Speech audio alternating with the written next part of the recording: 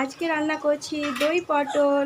তো তার জন্য আগে থেকে পটলগুলোকে একটু বড় মানে হাফ না করে গোটা গোটা রেখে খোসাগুলো ছাড়িয়ে নিয়ে নুন হলুদ মাখিয়ে 5 মিনিট মতো রেখে দিয়েছিলাম। তারপর কড়াইয়ে সর্ষের তেল দিয়ে পটলগুলোকে আমি ভাজতে বসিয়ে দিয়েছি। এবারে পটলগুলো হালকা ভাজা হয়ে গেলে আমি এগুলো তুলে রাখবো। আর মশলার মধ্যে আমি নিয়েছি, দেখো এখানে গোটা গরম মশলা নিয়েছি, এখানে আদা জিরা জিরে গুঁড়ো ধনে গুঁড়ো লঙ্কা গুঁড়ো কাশ্মীরি লঙ্কা গুঁড়োটা ব্যবহার করেছি, এটা জলে গুলে রেখেছি। আর নিয়েছি কাজু আর কাঁচা লঙ্কার পেস্ট আর টক দই ভেজে আমি তুলে রেখে দিয়েছি। এরপরে কড়াইয়ে যেটুকু তেল আছে ওই তেলটার মধ্যে আমি যে গুঁড়ো মশলাটা ভিজিয়ে রেখেছিলাম এই মশলাটা প্রথমে দিয়ে দেব। এটাকে একটু কষিয়ে নেব।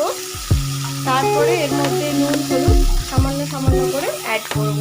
আগে কাঁচা মশলাটা আমি কষিয়ে নিই, তারপর সব কিছু দেবো। দেখো মশলাটা আমার কষানো হয়ে এসছে। এরপরে আমি এর মধ্যে অ্যাড করতে থাকবো হচ্ছে নুন আর হলুদটা। এই সামান্য পরিমাণে দিব আমি হলুদ, কারণ পটলে আমার আগে থেকেই নুন হলুদ দিয়ে ভাজা হয়েছিল, তাই জন্য আমি অল্প দিলাম। আর স্বাদ অনুযায়ী আমি লবণ দেব, এই দিয়ে দিলাম একটুখানি লবণ। এবার এটা ভালো করে একটু কষিয়ে নিই। কষানোর পরে এর মধ্যে আমি কাজু বাদাম বাটাটা আমি অ্যাড করব। বেশি ঝাল দেব না, কারণ ঝালটা এখন আমাদের বাড়িতে কেউ খুব একটা খেতে পারে না। আমি এবারে এই গোটা গরম মশলাটা আমি অ্যাড করে দেবো, কারণ তেলে দিলে হয়তো ভালো গন্ধ ছাড়ে, কিন্তু আমি এই সময়টাতে দেবো। এতে কি হবে, মশলাটার সাথে ভালো করে মিশে যাবে। আর তেলে দিলে অনেক সময় পুড়ে যায়, আমি ওই জন্য মাঝামাঝি সময়তেই গরম মশলাটা অ্যাড করলাম। এরপর আমি এখানে কাজু বাদাম বাটা যেটা রেখেছি সেই পেস্টটা দিয়ে দেবো।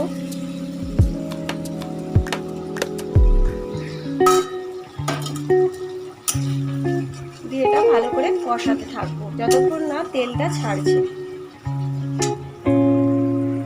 মশলাটা ভালো করে কষানো হয়ে গেছে আমার প্রায়। এবারে এই মুহূর্তে আমি পটলগুলো আস্তে করে ছেড়ে দেবো।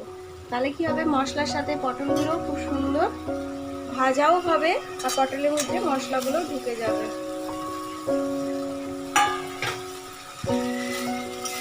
এবারে আস্তে আস্তে স্লো আছে আমি এটাকে ভাজবো, কারণ যেহেতু কাজু বাদাম বাটাটা দিয়েছি, আঁচের ফ্লেমটা বাড়ালে তলায় এটা লেগে যাওয়ার সম্ভাবনা থাকে।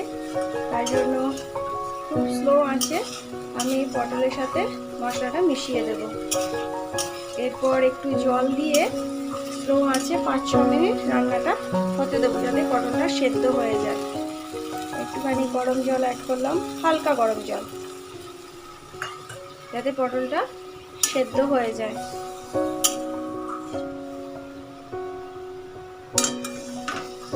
এবার এটা আমি ঢাকা দিয়ে দেব।